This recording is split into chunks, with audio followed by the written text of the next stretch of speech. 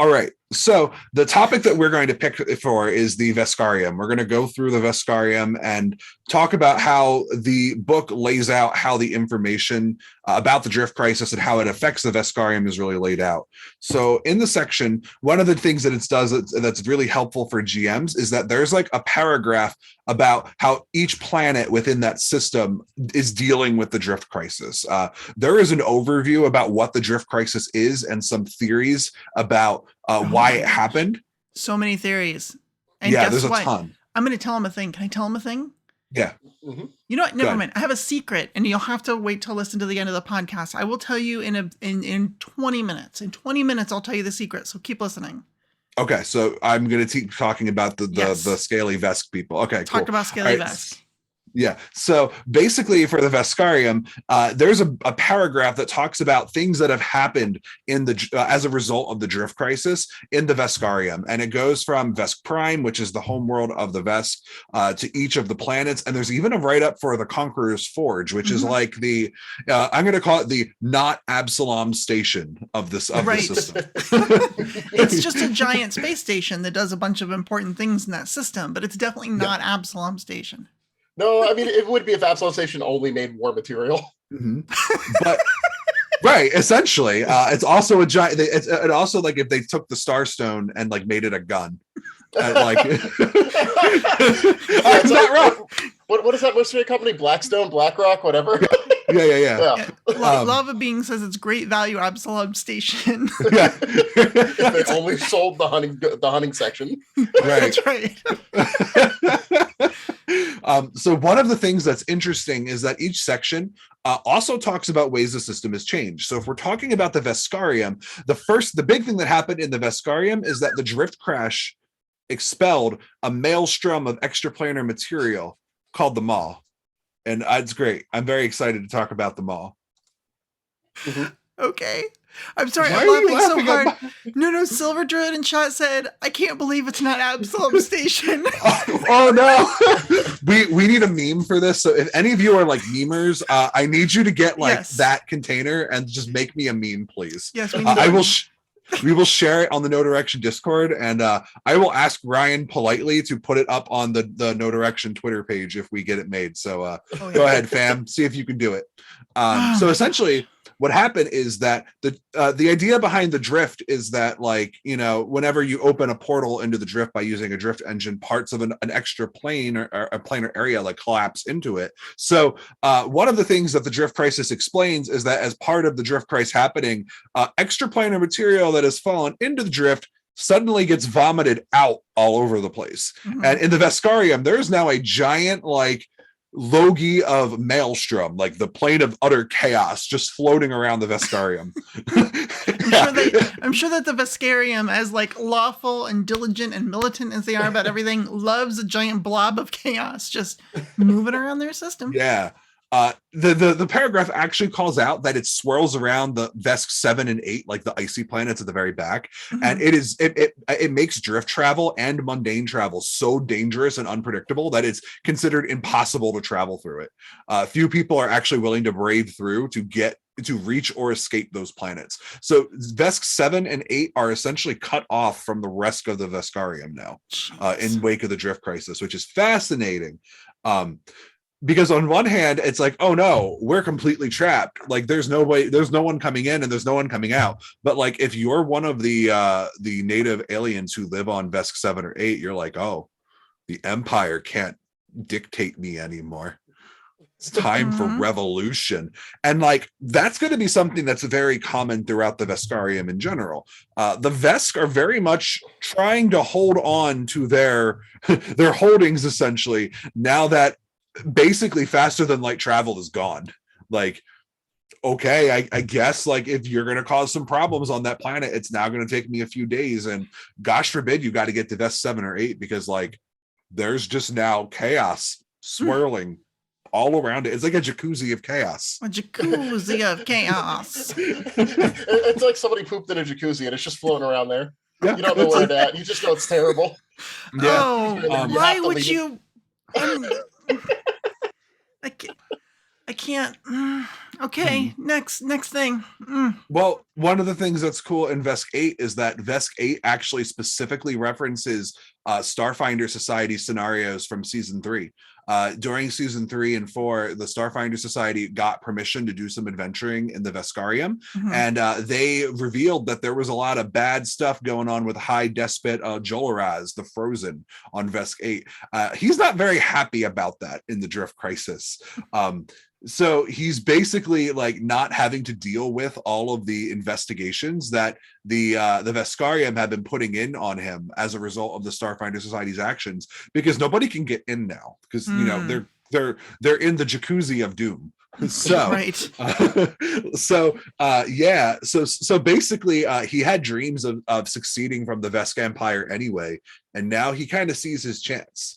So there's a little bit on that in this section too, to give you plot hooks. And that is something that this book is very strong in. Like, this book doesn't dictate to you how to run your game or what to do. It basically just gives you ideas. Like, here's this thing. Now here's how all of these different people are affected by it. At least this part of the book, because later on you get into parts that are like the back part of an old adventure path where there's a paragraph about how to continue it. Except that it's like a 3 to 6 page summary, complete with mini bestiary and progression and timelines. That sounds like you want to talk about that, James. I will remember this in the future. Oh no! Thank you very much. Alex will remember that. Oh yeah, I haven't played those games in so long. It's but you've run a couple of them. Oh no! We'll remember this as a Walking Dead game meme. Oh, that's fair. Well, specifically, I was thinking The Wolf Among Us, which is same company. Yeah, okay. Telltale. Yeah. Telltale Games. Well, there you go. That's what I was looking for. Meanwhile, before we transition to the next section of the book and Vanessa starts talking about Patra independence, why don't we have a quick reminder that we do this show live in front of a studio audience, and our studio audience is free to use the studio, aka Twitch, to ask us any questions you guys might have, and we'll definitely respond, and maybe you'll get some extra saucy information out of us while we're looking over this product. But enough about that. Vanessa, why don't you tell us a bit about adventures and tell me all about the Patra and why they're the best? I mean, Patra are the best, but specifically, so we're going to go all the way to the back of the book. And here's what I liked. There is a whole section on, they call it Adventure Paths in Crisis. And it goes through and it talks about the APs in each one and how the drift crisis might affect it. Not only that, but it gives the GM ideas for how they might not only just introduce the drift crisis, but also get around the inherent problems in the drift crisis. One of the ones that I got a little spoiled on, because I'm playing it and I was like, wait, what? Is they have information, let me see, where is it here? About fly, free, or die. And I'm going to show you some cool art from there. Ooh, that is the Space Truckers one. Where you go up against a big corporation and decide to just be independent space truckers, buying and selling goods and being little couriers and getting into adventures. As you can imagine, being space truckers, it is incredibly difficult to move across the galaxy when you cannot move across the galaxy. And they always just assume, most of the adventures do, that you use drift travel. Well, here's the thing. There's a bunch of other types of travel out there. If you've been paying attention to the lore, the Zonkuthonites have pain engines where they're like, we're going to torture you and that'll move us through space. What? How? Or, slip through the shadow plane where I'm sure nothing bad will happen there and then we'll come back. There's all sorts of stuff. So some of the things in this book overall suggest using those types of travel, and that's essentially what this does. Again, quick, tiny spoiler alert for Fly Free or Die. They basically say, hey, look, you're flying around on this super high-tech ship anyway. Maybe there's another weird system that you didn't know what it did, and then when all of a sudden you're stuck in the drift spits you out in the middle of some desolate region of space, you start looking through your ship to see what you can use, and you're like, what does this system do? And you find out it's a Zonkuthon pain drive, or one of the other methods for faster than light travel that are available in the Starfinder system. And they also have some other ideas, but I didn't read further. It is fantastic. They've got Threefold Conspiracy and how that changes, Devastation Arc, Signal Screams, Dawn of Flame, Attack of the Swarm, all of them, Against the Aeon Throne, Dead Suns, they're all in here. So if there's an adventure path that you're like, well, we're in the middle of it, I don't know how that would happen on Threefold Conspiracy because we're dealing with grays and weird fungus that take over your brain, and you're like, yeah, but this will tell you, like, here's the parts in the adventure path where you have to travel, or it might have a change, or locations that are like key locations that have something bad happen to them because of the drift crisis, and how that might change those parts of the adventure path. It's fantastic. I am so utterly impressed that they thought about all these different ways things might go that I wish I was running a Starfinder game just so I could use these.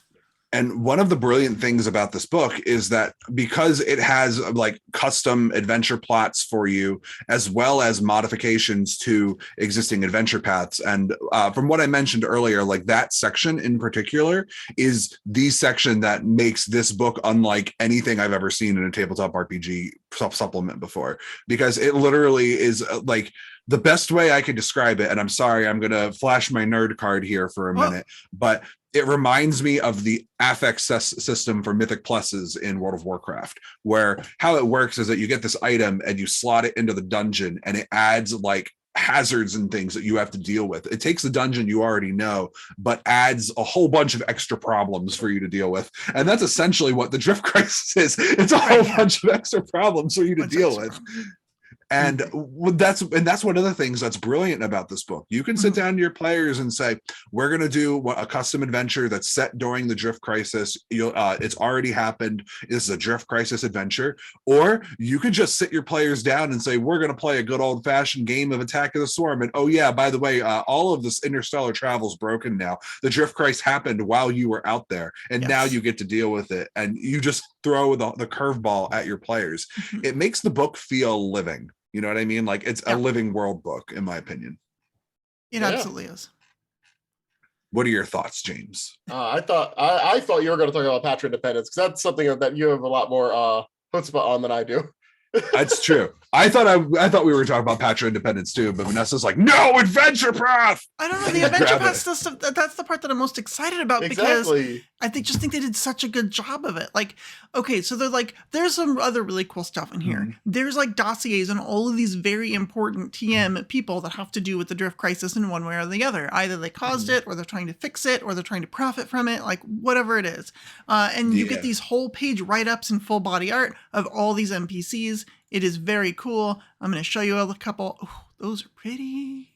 Yeah. False Cassandra. Oh, I wonder what that's about.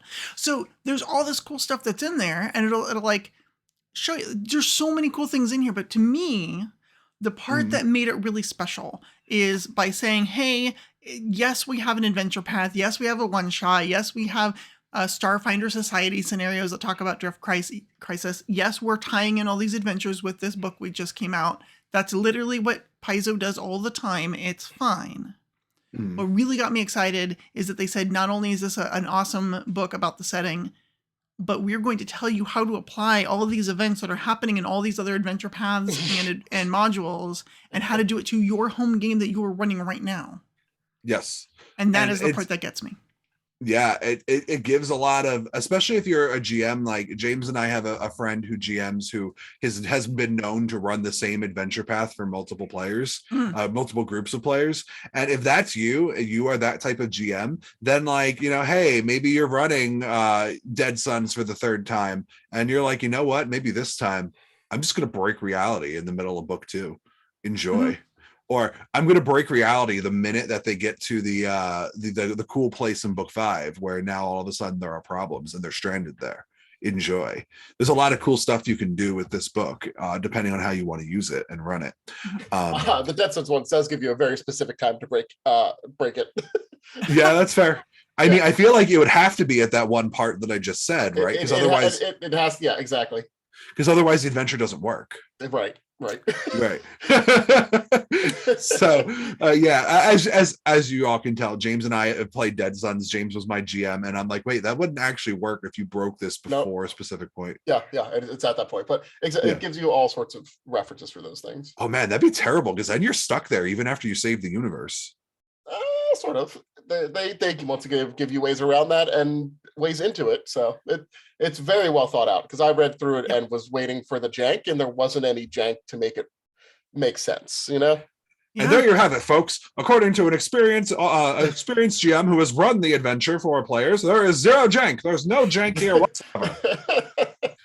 It is jank free. It is jankless. Jankless for loving you. Oh, never mind. Exactly. That's a different. Okay. A different one. Yeah. I do want to go over the one adventure hook that they have in here. Oh, yeah. I think that there's like 20 of them.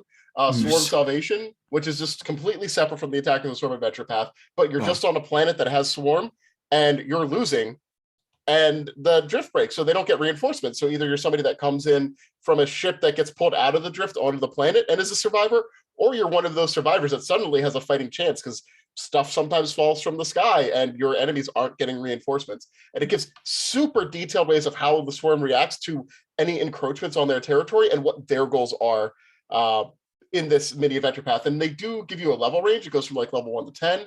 It gives you like how to get allies. It goes over like different phases of a conflict, which I think could be a stumbling block for people because a lot of people just go, well, I go kill the general. That's not how war works, especially not against the hive mind. And there is also a mini bestiary that goes over what enemies you might want to use for this that are important. And I think by looking at the table of contents, some people thought there's only one section for character options. There's character options in these adventure seeds. Yeah, they're all over the place. There are character options throughout this book. Definitely. One place where there's character options, I'm going to cycle back all the way to Patra Independence, like we talked about like 5 minutes ago. Oh, jeez. Are we still on that? Oh, yeah, we got the Patras on Independence, just knocking cups of water off the table. Listen, I'm going to take over on that one then, since we're all skipping these poor cat people. I'm doing it just to annoy you, you know.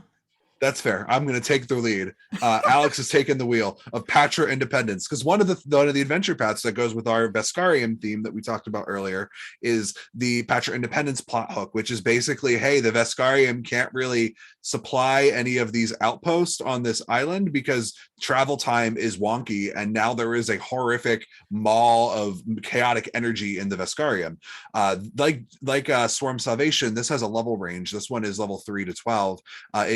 Its primary takes place on Vesk 6, so it talks a little bit about basically the two sides of this conflict, the Vesk versus the Patra, what everybody's doing and what types of adventures you could do there. There are some where it's like, hey, you want to go storm this Vesk holding and beat them up so that the Patra can break free. Cool. Also, there's just some weird stuff, like the Patra aren't the only sapient creatures on their homeworld. There are slimes that basically steal people and like infest them as parasites, and you have to deal with those because now there's nobody that can help you get them out. They become a much bigger problem.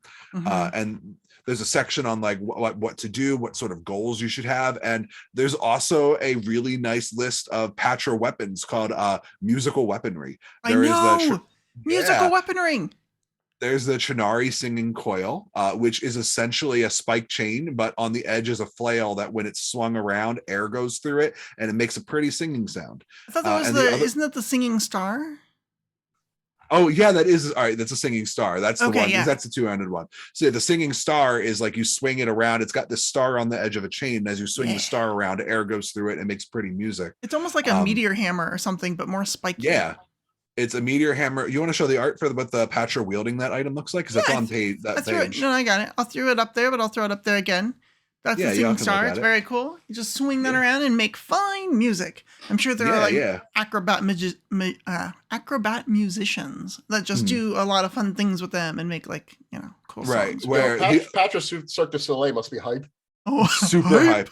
Super hype. And then also you have the singing coil, which I mentioned earlier. It's actually, I'm completely wrong. It's basically you take a Tesla style laser gun and you make it sing when it shoots weapons. Oh, it's like a theremin, like a murder Yeah. theremin. Yeah, it's a murder theremin. theremin. Perfect. Yeah, it's exactly what it is. You hit the nail on the head. The murder theremin is a line weapon with the unwieldy and profession musician quality. So if you have enough ranks in profession musician, you're just proficient with it. Enjoy. Wait, Dabber Raccoon says dubstep guns? Yeah, the dubstep guns. You should absolutely take these, reskin them as dubstep guns, and give them to like dwarves or something. Listen. Anybody can wield the dubstep gun. It just matters if you've got the moves. Oh, but only one of them can handle the bass unencumbered. That's right. Okay, fair. I don't have a good comeback for that. You win, James. And then if you're using the singing star, that has the analog, disarm, reach, trip, and profession musician abilities. So like these are well balanced, really good weapons.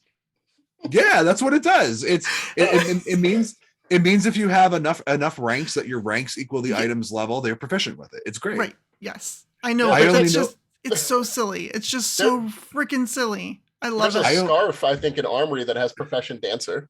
Yeah, you dance real good in the blade. You just twirl your little thing and it kills people. It's the best floor routine ever. Yeah, it's great. I hope just keep laughing now because Asai is definitely going to buy the guitar gun from the book that this quality came in. Oh no. I'm just thinking about those fools who want to play like, Us versus Strawberry Machine Cake or something. And it's like, oh, we're a gnomish grunge rock band or something, and they all have these freaking musical weapons. Man, I know. It's almost like if somebody wanted to make a scene in an adventure path where the players were in a bar and there was a band on stage and they had to fight the band, like all of a sudden now there are 3 weapons that can do that. Yeah, there's a bunch. Like you could make it really flavorful. It'd be great. Oh my, this is a weapon from Scott Pilgrim. What is it? The first song at the first movie theater was the first song kills the audience. Oh gosh. Uh-huh. Sorry, nerd stuff. Oh my gosh. No, it's good stuff. First song kills the audience. Boom, boom, boom, boom. I love that movie. It's such a good movie. I'm sorry. Yeah, Lava Bing says it would be a battle of the bands. So like, absolutely it would. Definitely. A literal battle of the bands. Absolutely. It's so good. I also really liked, the other one that I really thought was really cool was the Cracks in the Cosmos storyline. That one was hard to understand. I read that and my eyes crossed a little bit. It's because it's so big brain. Mm-hmm. Okay, what is it? Well, you see, basically there are like warp lines that appear all over reality because essentially when you use the drift, the planes fall apart. Yeah. And it kind of goes off the idea that because the planes have been falling apart, this means like now because of the drift crisis, there are literal cracks in reality. Like, and it means like there are places where you can just kind of like shimmy on it. I'm doing the worm. Nobody can see this if you're listening later, but if you're live, you get to watch me do the worm. It's great radio. No, it's terrible radio. They call it basically they call it like planar bleed is the term they use in the whole thing, where like the planes are just kind of melshing together, and the entire storyline is about the Church of Elortiu, the Arcanumarium, and the Starfinder Society just trying to like learn what these things are. And it's basically like I don't want to spoil the plot hook because it does tell you what's happening, and it's not actually just because of the drift crisis. Someone's trying to take advantage of it. Yeah, and they give you they give you a couple of different choices that are pretty cool. And it's overall really cool. But what I like about it is that this section has 3 new spells, and you know me, I love a good new spell. And there's a spell called I love a good new spell, and there's a spell called Dimensional Crash, and I like it. Oh, that's a fun one.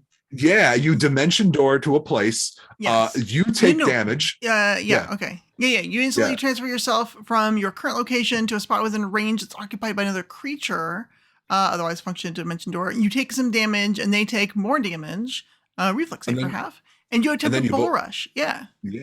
So you like And then- no? It's so good. It's like a unstable teleport. A spell I wrote but a every- long time ago. What? But every 5 feet you bull rush them, they take more damage. Oh, that's cool. Yeah, Mhm. so you explode there, and then they get pushed away, and the farther they go, the more damage. It's hilarious. I love it. That It's really cool. is really cool. Yeah. So there's also a spell called After Image. All these spells have something to do with teleportation or planar travel. So Yeah. After Image is that you teleport from your current location to another spot within reach, and then you leave behind an image of yourself. It's basically misdirection, but with a teleport component. That It's is very cool. Yes. I like them. I love teleporting spells. They're so fun. Yes. It is important to note that the image you leave behind very clearly isn't you, but it's also like It's great value, you. yeah, it's like the gosh, it's true value you. It's Yeah, good. that's a true value. True value you. It's Vanessa, and now it's Kirkland Vanessa. Yeah. Dabber Raccoon says, as long as Rovagog doesn't show up, I'm good. Man, now Sure. I get the now feeling you're he making showed up and left before anything else happened. oh no. So I'm not going to tell you anything other than the fact that I just searched this document for Rovagug, and it appears once in this book. Hold on, Crystal laughing. Show me Rovagug. Oh, there it is. Oh. You're not showing it on screen, right? You got to give people the reason to buy it. Yeah, the word Rovagug. I'm looking at. I'm reading this. I'm skimming the paragraph now.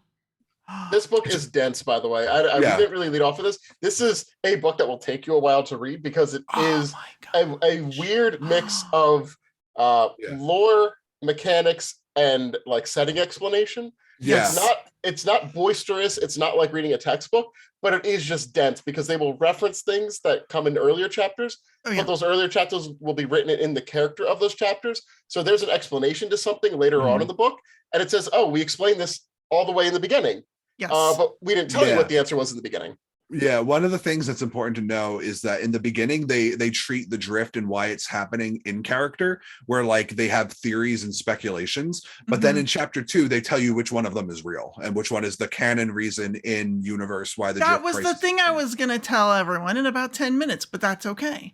Yeah, that's okay. Yeah, they have these. Yeah, I know they have all these theories, and then in the book, in a different part of the book, they're like, "Hey, hey, you want to know the secret? I'll tell you the secret. Well, this is what caused the drift. This is what caused it. Go check it out." And they give you a page reference, and you go back, and it's one of the many theories, and you're like, "Holy crap, that theory was correct!" It's very cool. Yeah. So the thing to keep in mind is that like the book also tells you that as the GM, you get to decide what's true in your game, That is also true. Yeah, so like basically what's going to happen is I imagine going beyond this book, they're probably going to use the canon one that they give for all of their products and their setting assumptions, kind of like how when Pathfinder 2nd edition came out, they canonized endings for every adventure path.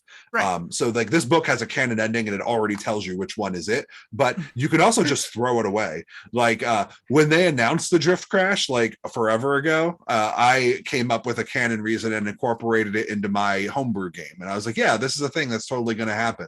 I don't know anything about this because this book hasn't come out yet, but I know enough from John Compton talking really candidly about it on Paizo interviews that I can just pretend, and then you guys just won't know. It'll be fine. It's good. There is another one of the hooks that I just like as an idea it's called Drift in Reverse. It is just things coming out of the drift that have gone in and potentially manipulating that on purpose or by accident, and then having to deal with, oh man, this is Cincinnati, Ohio, but we just have like on one hand there's Abaddon Walmart over there, and then we also have Nirvana Quiznos, and the area between those is just a no man's land, but the rest of the city still has to be Cincinnati. That's fair. Good. Well, yeah, no, it's great. It plays off this idea that the drift has been like sucking in little tiny bits of all these other planes as people enter the drift, and which sounds really dangerous. And from the beginning of the setting, when they announced Starfinder and we're reading how faster than light travel works, I thought that is that is really, that sounds like a long-term bad idea. Like short-term, you're like, sure, whatever. There's a Baylor now in the drift. It probably won't bother you. But like now, years later, we're dealing with drift crisis. And so for years, for decades, centuries, millennia, people have been like traveling into the drift and pulling little bits and pieces. And now that the drift is literally gone, it's like it just vomits all this crap out all over the universe, and like you don't know what you're gonna get. It's a box of chocolates that you do not want because they are all cherry. Okay, that was maybe the rudest thing I've heard in a while. I talked about a jacuzzi filled with poop earlier. Character assassination on my cherry chocolates. God, the cherry chocolates are so good. What? Who are my co-hosts? How can you like those? What People world with am taste. I in? Wait, did I go into the drift and come out in like the alternate universe? Next you're gonna tell me you don't like pineapple on pizza when pineapple is the perfect like sweet counterpart to the saltiness of the pizza's cheese. I mean, pineapple's okay on pizza. I love pineapple on pizza, so Food is good. I just today changed my Twitter title to a pineapple emoji and a pizza emoji just to stan pineapple on pizza. Nice. But yeah, so the adventure does also go off, like, what if you had that Abaddon Walmart and Nirvana Quiznos for like 50 years potentially? Like, what happens to the things that are around there from the material plane that suddenly get infused with planar energy? So it's very well thought out in how this impacts, instead of it just being, this is a dumb big war now, just like everything can be. But it does well with the subtlety of how you would like live with that, because the Abaddon forces don't have the ability to go back or do anything, and neither does Nirvana. So you would end up in like just a situation of live and let live, because the people that have the resources are the people that have the planes on there, you know? Mm-hmm. Definitely. I think another thing that's really fun about this book is like, it talks a lot of the different sections, like I guess I was reading through a lot of the planets because I admit I was curious. I too really wanted to know how the Berneri homeworld was dealing with this problem, or you know what exactly do those poor little the mollusk people who wear the happy masks. I don't know if they're actually happy masks. We have a player. Yeah, the Embry. We have a friend in our Starfinder society who only wears happy face masks to try to be less concerning to more fleshy people. But regardless of that, like it talks about how all of them deal with it. And one of the things you realize very quickly is that like in a drift world, a lot of these planets just kind of hyper specialized on like one product that their planet was really good at creating. And now all of a sudden you're like, well, I guess you can't do drift travel anymore. So you're on the chair planet stuck with chairs and don't have food. or if you're the hell slugs, you have hell magic that gets you through. Yeah. Right.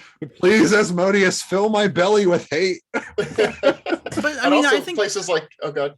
I was gonna say, I think Alex makes a really good point that is relatable to our modern world, because we have, our global shipping crisis caused by all sorts of things that have happened. But basically, we've learned that it's like, we harvest a resource in one country and one continent, even send it to another continent to get processed, and then send it back to the first continent or even a third continent to get consumed. And it's just, what happens when all these supply lines are gone because the drift isn't there? And like Alex said, oh, we don't really make food on our planet, so I guess we're all going to starve. But we have lots of basketballs, tons of we just make basketballs on this world. This is what this colony does. They didn't make any adventure seeds that are just the evergreen stuck inside the drift sideways so nobody can get by.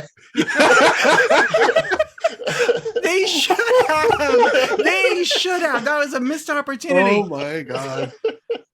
I love it, man. What is the cryptocurrency planet going to do? They have nothing but oh, they just have apes. They're so hungry.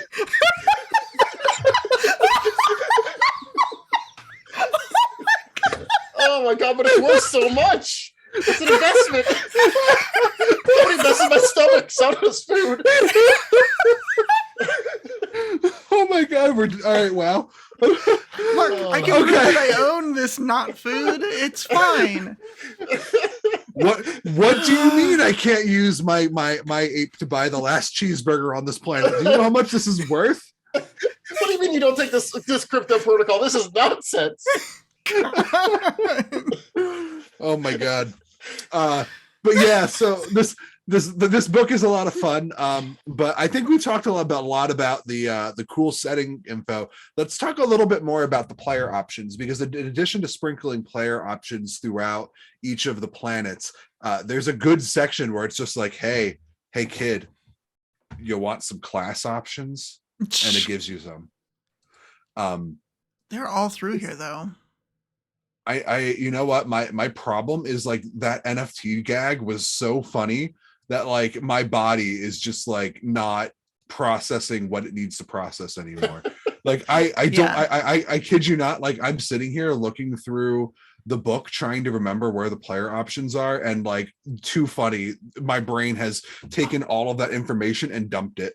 Hey, in the spirit of the chaos that is this show, remember how you were talking about like just standing there and all of a sudden a bunch of crap comes flying out of the sky and you're like, this is from a different dimension. There's a Yeah. whole section of secret treasures that has just tables upon tables of stuff that just might appear out of Oh my God. wherever, because reality broke and then bounce back.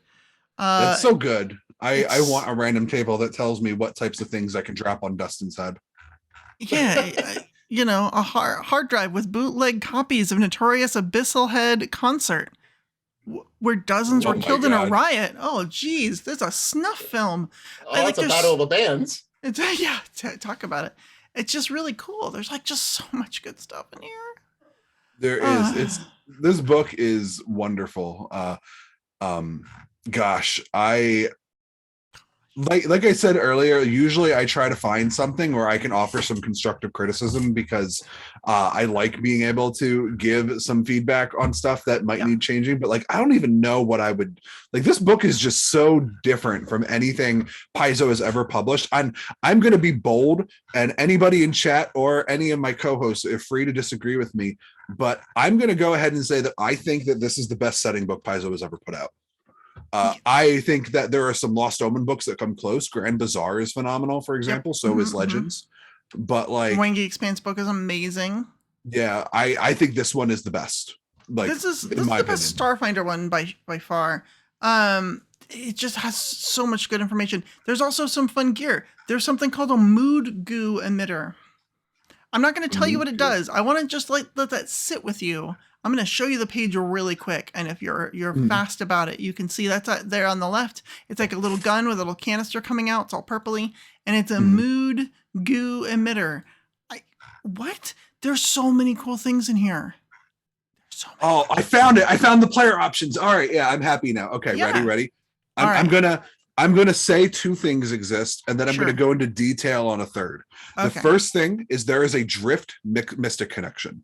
If you're mystic, if you are connected to the drift, it exists, and it's very cool. That was really fun to read. That was really awesome. There is a drift crisis precog anger, implying that this event causes temporal abnormalities that you are bound to and causes paradoxes, and that you can shift and manipulate. Love it. Yes. Also, there is an entire spread of precog temporal anomalies, which is like their cool thing they pick every level. And the one that I love is at 14th level. It's got the best piece of art, not the best, but one of the best pieces of art in this book. Oh, gosh. It's called Release the Hounds. And it's called Release the Hounds because you summon a bunch of Hounds of Tyndalos to maul your foes with it. That is so amazing. Cool. Amazing. And it's got the art where they literally appear from nowhere, and you have a precog who's just pointing, and the hounds are coming out to eat them all. It's so good. I love it. They get bonuses. Like, it starts off with like a base, like you actually summon the Hound of Tyndalos monster from Alien Archive 3.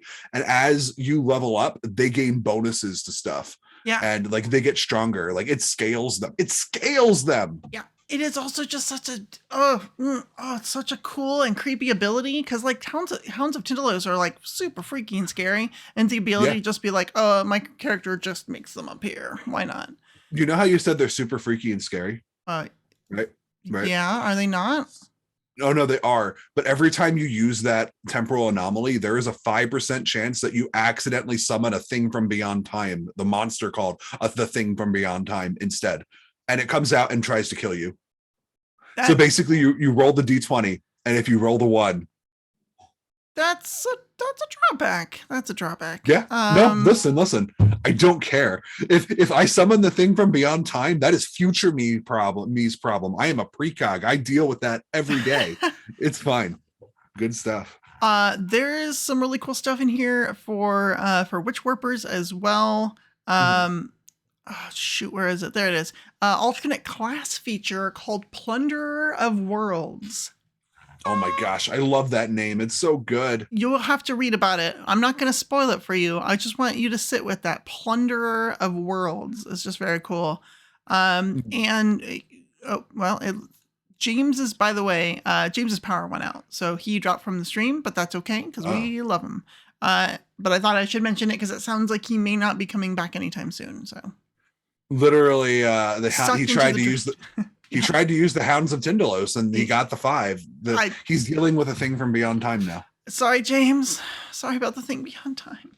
He is in chat, though. Yeah, he is in chat, so that's cool.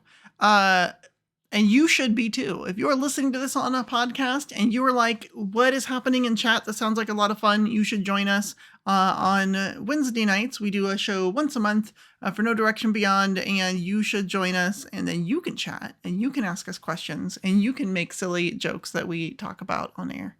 Yes, absolutely. We do.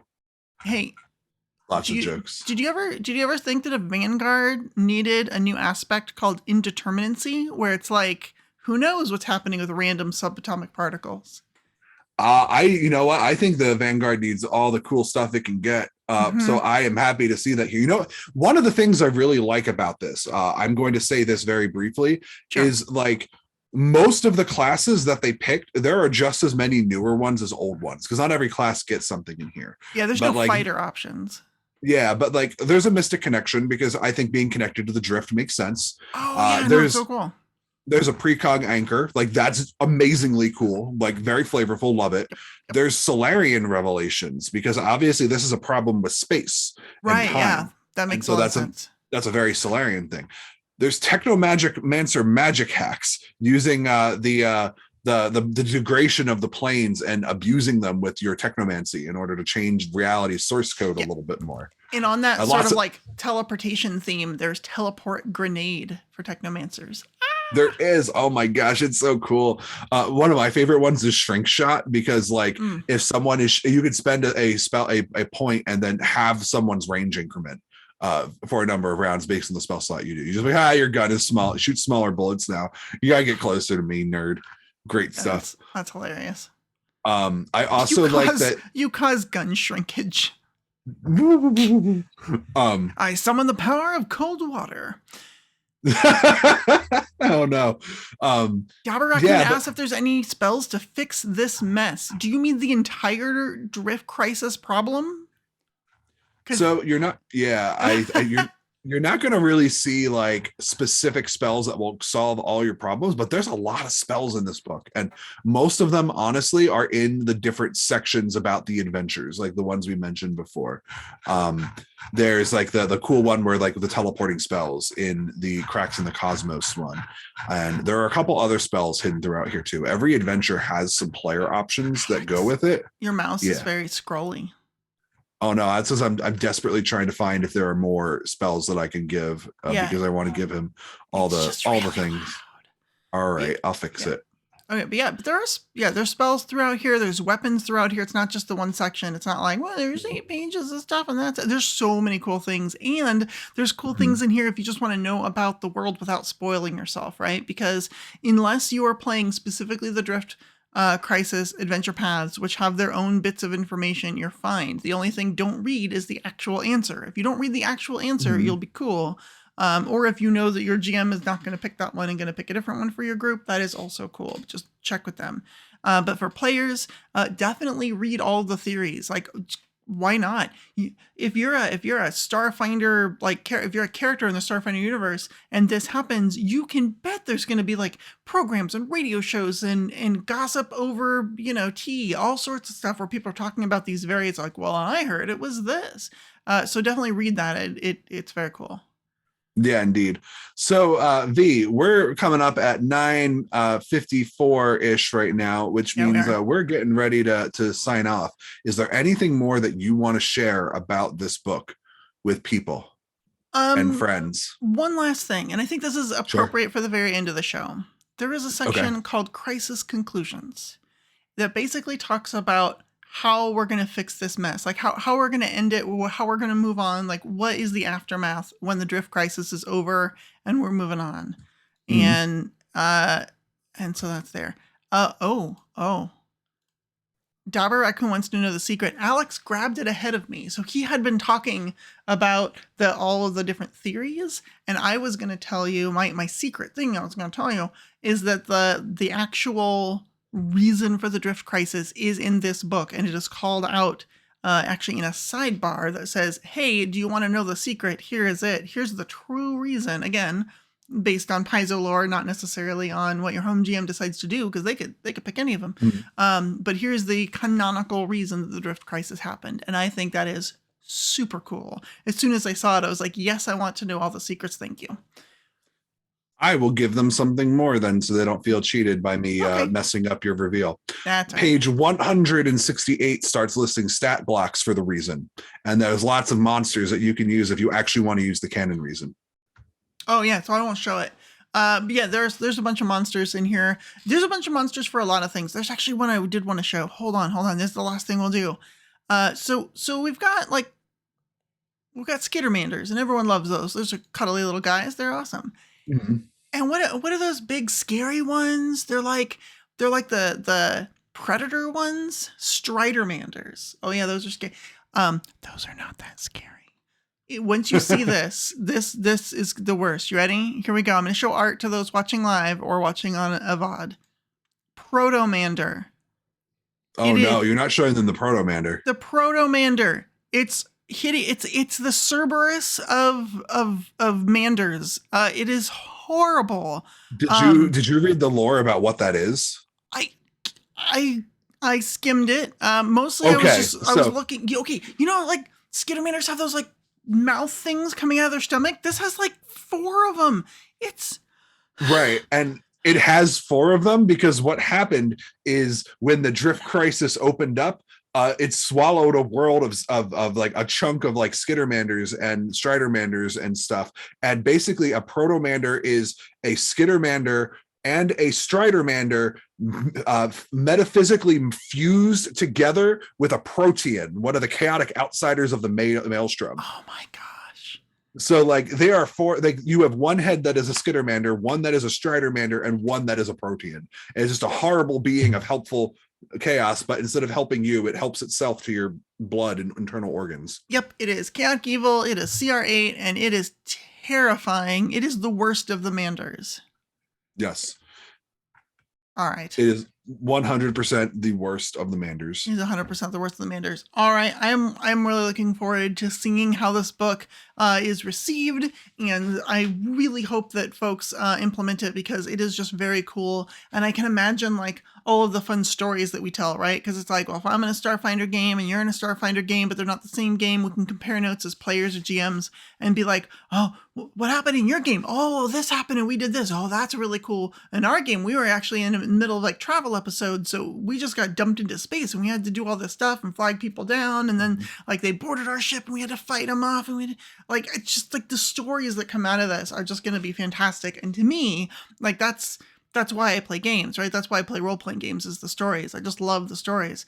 And I think that this is going to incite a lot of very memorable stories for a lot of people who are going to be like, remember when the drift crashed and like had a big old crisis and freaked everyone out? And that's why I love this book. It's so good. I highly recommend it. Make sure that you pick it up when it comes live. And if you want to know more about it from the mouth of one of the designers who worked on it, yes, make sure you join us next time on No Direction Beyond, because we will have John Compton available for our interview, which is really weird because we usually don't tell you what our episodes are going to be like weeks in advance. But here you go. That's what it is. Make sure you come watch us live on that night. Check out our Discords that will tell you everything that happens ever for always. We're precogs, right? We can do that. I can promise that, right? Yeah. I can't promise that. No, we can. Oh. We can promise. Well, I mean, we Oh. can. We can. We can't promise it, but we can tell people to expect it. Something might happen. We don't know. Yes. Well, I guess thanks for joining us for Yeah. No Direction Beyond. Make sure that you follow us on Discord and also on Patreon, because it's through the help of our wonderful viewers like all y'all that we are able to continue doing all of this super great content, both for Starfinder and for Pathfinder. Usually James plugs the Discord in our chat, and James got eaten by the Drift Crisis. So He did. that's not going to happen. But, check out our website, nodirectionpodcast.com. There's a link to our Discord there. Join. We're the chillest place on Discord. No drama, all the chill, lots of great discussions for all the Finder games and Essence 22 now. Ooh, Essence 20. All right. But until next time, I'm Alexander Agunas. I am Vanessa Hoskins, and this floating ghost next to me used to be James, who wrote Code Switch. Yeah, he did. Yeah, he wrote Code Switch, and now reality has taken him, just like his website. But until next time, go beyond with No Direction.